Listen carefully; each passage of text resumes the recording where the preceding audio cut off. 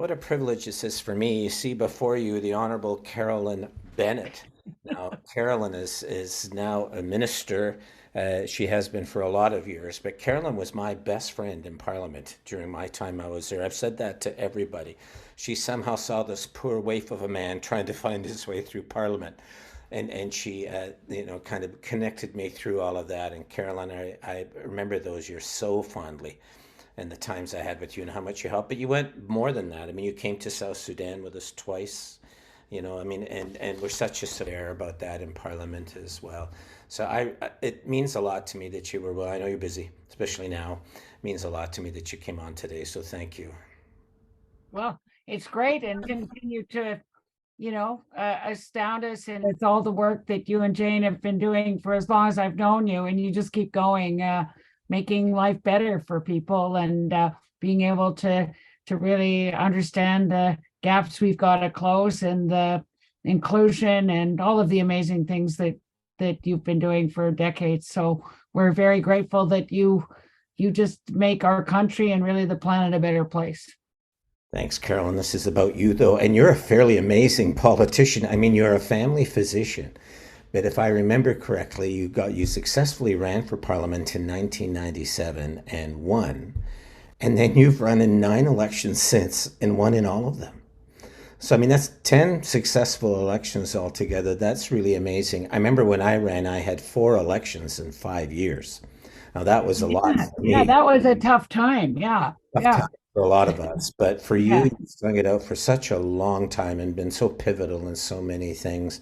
I think that that's really great. And I know that when Justin Trudeau came to power in 2015, you were put as the Minister of the Crown for Indigenous Relations, and that was such a pivotal time. I know that's not what the subject of this program will be, but I just know how much you believed in that and how much you put into it, which was amazing. And then just recently, you've become the Minister for Mental Health and Addictions. And that those two subjects, I mean, when you think about it, the Indigenous stuff, the mental health and addictions, are two of the things that most preoccupy Canadians. Well, I think that yes, I think that there is a consciousness raising that's taken place. That this is it's the TRC released its calls to action. I think people are starting to Orange Shirt Day. I think there are many ways that we are learning. As I am now acknowledging here on the traditional territory of the Mississaugas of the Credit, where we honor all of the Indigenous people who paddled these waters and whose moccasins walk these lands, that I'm able to remind people about the diagonal streets here in my riding that were once the pathways of the First Peoples, Vaughan and Davenport, and how people, I know people from London love to be able to come and drive in Toronto.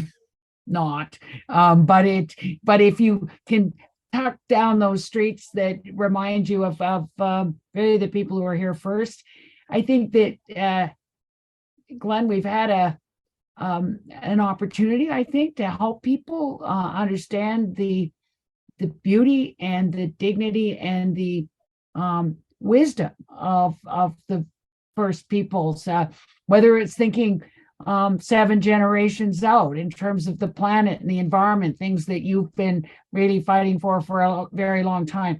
Things like the difference between the medical model, which was really a repair shop, and the medicine wheel that really was about keeping people well, mentally, physically, emotionally, and spiritually. And that is, in some ways, now what I'm trying to do in the new portfolio of mental health and addictions. It really is finding that balance and trying to make our mental and emotional health as important as the as our physical health. As both are, well, your father and my father and Peter's father all were part of World War II, and it was really it was Dr. Brock Chisholm, the war vet from both World War I and World War II, a psychiatrist who became the first director general of the WHO, who back then in the 40s was saying there can be no true health without mental health. Like you can't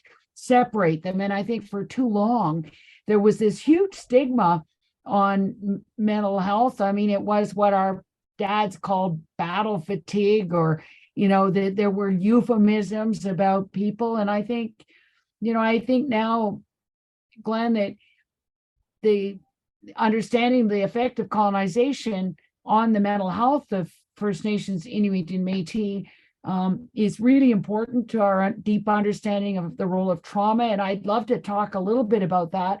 But in the meantime, I hope that we acknowledge that COVID has maybe made it a little bit easier for people to admit they're struggling with their mental health or substance use that may be becoming problematic. And hopefully, as people are more comfortable talking about it, that stigma will start to go down, as well as the work we're doing on mental health literacy, which there's now a handbook for parliamentarians that Dr. Kuchar did. If people want to look at mentalhealthliteracy.org, where they put a handbook together so people can better describe their emotions, and be able to understand that if somebody's died, that's not a depression, that's normal grieving. If people are stressed and studying for exams or preparing for the holidays, that's not an anxiety state, which is pathological. It's normal to be stressed about these things. And so I think that we are all raising the consciousness of Canadians on both these areas, and I think they want us to do better on both areas. Carolyn, you and I were both in the shadow cabinet back in the day in Parliament. We had different responsibilities, but I remember even back then, mental health and addictions and mental illness, those things were subjects that were floating around. But it seems to me they did not have the galvanizing effect that they have today. I think I saw you on Twitter a few days ago posting that, last year, 12% of Canadians, admitted to having a mental health that was kind of fair or poor. So obviously there's a lot of that. I've had Mike Savage here with me, and of course he's mayor of the chair of the Big City Mayors Caucus. But he says it's the number one issue is homelessness, mental health, and addictions that's facing the cities. Why? Why the sudden explosion now compared to what it was in the time that you and I were in Ottawa? Well, I think that I think the issue of mental illness is very, very much, as you've always known. So the issues around, what people being separated from families, being, whether it's the 2S LGBTQIA plus, the issues around child and family services, that children being, especially Indigenous children, being apprehended from their families, and then when they age out of care, they're on their own. And I think that even people coming out of prison, we know we've got to do better. And these are some of the things that Minister Hussen and I talk about regularly in terms of the people either homeless or at risk of homelessness are some of these populations. And I think that's why London, I think you've done a good job identifying whether it's the 2S LGBTQIA plus youth, or whether it's Indigenous, or whether it is kids aging out of care, that we need to be, it can never be a one size fits all. But I think that we are understanding trauma better, even though, Rosemary Brown used to say, euphemisms kill. I think that when we talk about trauma, we're not necessarily thinking immediately about children who were abused as children. We're not thinking about that person who was in residential school being abused away from their families, and how when their only solution was to numb the pain with alcohol or drugs. And we heard that at the TRC um, commission hearings about people who drank for 20 years until they could finally find a trusted person to be able to share their story of the psychic pain that they'd carried with them all that time. And I think that this is one of the reasons why, even with harm reduction services, which, as you know, we're missing in terms of taking that very necessary pillar out from the internationally recognized four pillars of drug policy, meaning prevention, harm reduction, treatment, and enforcement. That when you take out that harm reduction pillar, that you end up really undermining keeping people alive, and being able to make that special connection with somebody who will care for them without judgment. And I think that that's been hugely important as we go forward, and as we start to understand that why even the encampments are a search for community, and how we have to understand a little bit better about really that we've been asking the wrong questions all along. We keep saying, what's the matter with him? When we see someone who's had too much to drink on the sidewalk, you don't, instead of what happened to him, what happened in his life that he's ended up having to numb himself out from that psychic pain. Yeah. Yeah, you were in London about 6 months or so ago, and you and Jane and I had dinner, if you remember, downtown, and we were talking about this, this blending or overlapping of mental health or mental illness and addictions and homelessness, and how now when it comes to dealing with the homeless, we tend to think of it just as a secure place for somebody to live or to get a bit of help, but really it's really become this battle around mental illness and mental health, and somehow those two things need to come together. I'm sure that you're way down the road on that, because you're the minister of it. But in London, we've just finished, as of yesterday, the second of three big health summits in which this has become the key thing, and major groups were all part of all of that. But it seems to me we've maybe not done a good job at bringing together those mental health issues and the whole idea of how we discuss poverty and how we deal with it. Is that your sense too? Is it getting better? I think it's getting better, because I think even, in talking with Minister Hussein, how is um, that the even rapid housing initiatives Mhm. can only be approved if there's the adequate health and social services supports wrapped around it. And I think we are really trying to sort of bust out of the silos, and and the jurisdictional nightmare, that quite often the health and social services have to come from the province, and whereas we can buy a building and we can help people, but the social and health services have to come from that other order of government. And it was very interesting on some of the things that we're trying to do on harm reduction, and even housing, supportive housing, that so many municipalities have to rely on the province to be able to do what needs to be done. The frontline organizations can do the best they can, but again, it requires that sort of investment from often all orders of government. Here in Toronto, we, the Board of Health has a little bit better budget and whatever, but when you think of, a lot of the municipalities across Canada, they really do have to go cap in hand to the province on for any of the health and social services. And sometimes there is a bias about rural urban, there's a bias about harm reduction, a bias about serving marginalized peoples. And I think that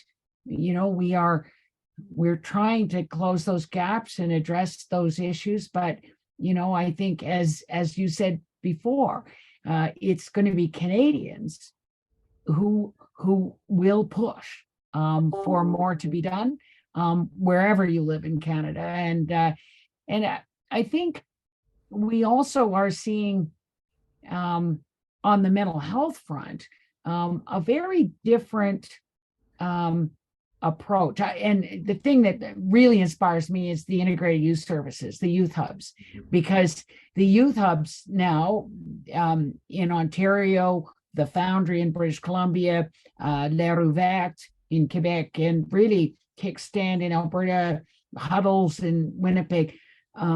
All the provinces and territories have decided to deal with youth differently from 12 to 25 consensus, and to be able to say that when that young person needs help, that they can be greeted by someone with lived and living experience, the peer expert, some sort of family doctor, nurse practitioner, social worker if they need, addiction medicine, but also help with housing, education, employment, that it's sort of a one-stop shopping that, our friend Dr. Karen Break said, to me, why don't we have that for veterans? Meaning, but in some ways, why don't we have it for all Canadians? And I think what we're seeing in mental health is this advance of stepped care.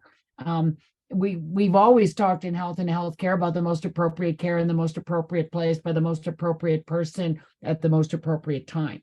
Yeah. Since COVID, we're finally able to do more of that virtually, but it means that you can step up the care and step down the care, such that everybody with mental health doesn't need to see the super specialist psychiatrist. There's many helps along the way. And I think, Glenn, that, when I first accidentally ended up in politics at Women's College, fighting for the hospital, our fight was for the future of health and healthcare, meaning doctor to interdisciplinary, hospital to community, patient is a true partner in their care, the social determinants of poverty, violence, the environment, shelter, equity, education. And so now, for me to come full circle, those are the things in the middle of my desk now, which is pretty exciting. Yeah. And, affordability is also an issue. So I know people have tried to bring in the idea of virtual care, right? The whole idea of somebody being able to go online and get assistance for what's there. And it seems to me that COVID kind of made that happen overnight, almost, right? It was amazing, and how many people were forced into having to do that. Maybe you can talk a bit about that. But I also wonder, for people that are homeless or people that are really in the low income strata, they don't have a cell phone. They might not have a data plan. During COVID, the restaurants were closed, so they couldn't go in and get free Wi-Fi. How do you see that fitting into it? Because it does seem to me that virtual is going to be here for the future. It's going to be a big part of whatever takes place. But how do we help in those lower income areas for those people to get access to virtual care? Well, I think that I think there are many public spaces that we are not only learning now what they do, like libraries, and I think the research library, down here on Bay Street, I think that there are ways that we need to be able to provide those services where people are. And unfortunately, the research, library here in Toronto, when we talked to the chief librarian, they have 3 overdoses a week sometimes. And so that some of the most disadvantaged people are availing themselves of the warmth and the kinship.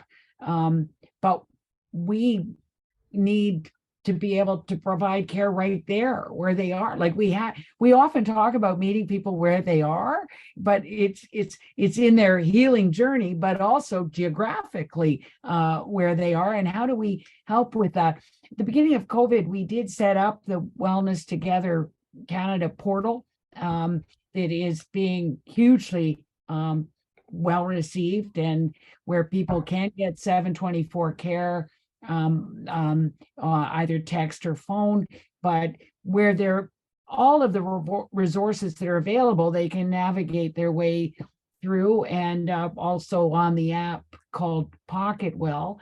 But it is helping people get in touch with their feelings and be able to recognize that maybe they're not doing as well, and that it might be time to reach out. I think you remember our friend Stan Kuchar, who's now a senator. Yeah.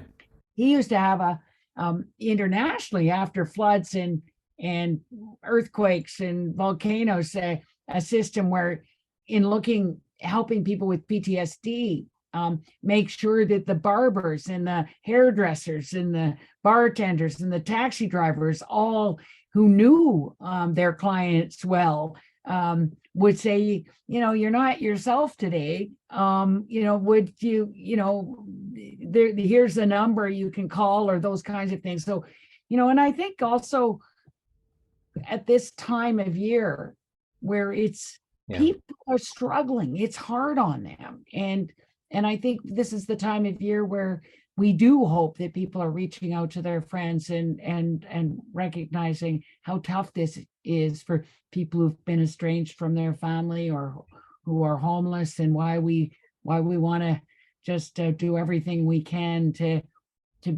have dignity and know they're cared for, and without judgment. Yeah, that's really interesting, because it seems to me that COVID really introduced us to the fact of how difficult it was for people of low income or people who are homeless, because the libraries were closed or these other things weren't available to them. So that became really obvious. But I do think, we've been trained as a society, even when I was an MP with you down in Ottawa, you kind of learn that there are all these ministries, there's all these silos, there's all these different sections of public policy. So you end up looking at things like housing. Housing is a big thing in London right now, right? The rents going up, all that kind of stuff. That's true in pretty well every Canadian community at the moment. But then you have homelessness, and then you have mental health and illness and addictions. But really, do we not need to get to the point where housing itself is seen as a health intervention? Oh, Do yeah. you No, know what I mean by that? Like, absolutely. I um, mean, it's Maslow's hierarchy. This is, you know, there, I think even with Paul Martin, we used to talk about you know, instead of what people's income is, but what is their disposable income after they've got a roof over their head. And I think that this is going to be hugely important. And what supportive housing means too, that how do we build housing where there's a health center on the main floor, or there's a social worker, or there's the way that people can access the resources they need. And I think it is, but it is, as we were saying, a whole of government approach, not only for the federal government, but working with our partners in all orders of government, provincially as well as municipally, and with the community-based organizations that really know what they're doing, and how do we listen to them as to how we are able to support the solutions bottom up. yeah, because activists, I guess I'm one around food security, but activists tend to see these blending of things that need to happen. Unfortunately, when we speak with people who are responsible in the bureaucracy or in politics, and I've been part of that, I've had those same failures within myself. You tend to look at these things sectorially. And do you feel, though, that when it comes to this whole idea of mental health and housing and addiction, that we are starting to get past that? Do you think this overlapping is now beginning to take place, where we're starting to deal with these problems more as a whole, holistically, than individually? Or do you still think we're locked in the early stages of this compartmentalization? No, and I think that part of the joy of getting out of opposition and getting back into government was that, my first role was doing the TRC calls to action, and Truth and and reconciliation. knowing that had to be across all government departments. I didn't actually have the levers in my own department. I needed everybody to help. And the same with missing and murdered Indigenous women and girls. And now I think we're finding it with with mental health, addictions, that again, the social determinants of health. I think we've always felt that we get it, that it is poverty, violence, the environment, shelter, equity, education. It is about wrapping all those up in terms of the well-being of Canadians, and that we can't do just one, slice of it. We all have to understand, and that's why I think the bottom up, citizen-centered, nobody cares what level of government or what department's doing it. They just expect us to talk to one another. Yeah. So I guess what you're saying, Carolyn, we've only got 5 minutes left, but that you have hope. Hey, Oh, I guess when I was in politics, I had hope in politics, but my hope really came from the community level and with citizens and organizations. It sounds to me like from what you're saying is that they're probably having more of an impact than they realize on these subjects that we've been discussing here. I really do have hope. And yesterday morning we had a meeting with all of the health professions and the people, in terms of the real stresses on the health workforce. And a couple of comments were that 10 years ago, the doctors were looking after the doctors and the nurses were looking after the nurses, and everybody was just fighting for their turf. And that's not the case anymore. Everybody's trying to figure out what we can do to help one another. And I think that's why the integrated youth service model really inspires me and gives me hope, because it's youth led. The youth pick the color of the wall. The youth decide really what kind of space they need, what kind of services they need. And so I think that we are getting better at listening, and respecting Yeah. the people on the ground, Yeah. and then just pulling in to support what they know they need. Yeah. Well, Carolyn, our time is up, but I hope you have 10 more elections in you because I think this isn't about politics or whatever. It's about a growing awareness. Yeah, And the yeah. longer that you're in it, the more powerful of an advocate or minister or whatever it is that you can become. But I appreciate the journey that you have taken and how these things develop together. I appreciate so much what you have done for my family and I for the people of Sudan, also for the indigenous communities, but now in the area of mental health and addictions. Thank you. Thank you for that kind of public Well, service. I was there well, and I, saw it and firsthand thank just how thank good you, you thank you. It's all about partnerships, and I don't think any of us with any titles after our name or are. Yeah. anything can actually ever do anything without the partnerships in community and people like you and Jane, who just keep pushing hard and making us do better. Yeah. Well, it's very helpful for me to be able to talk to you about these things because we are beginning to focus as a community, but how it all overlaps, we're still trying to figure it out. And I'm sure you and your department can be a help to us. Thanks, Carolyn, so much. It's so great to see you again. This is being recorded before Christmas, so I wish you and Peter. Yes, I can see all those beautiful decorations. So we will this is great. So we will I hope everybody has a terrific break and holiday, and remembers to look after one another. That's right. And we'll talk to you in the new year. Say hi to Peter for us. Thanks, Carolyn. Really appreciate Well, okay, it. thanks. Bye bye.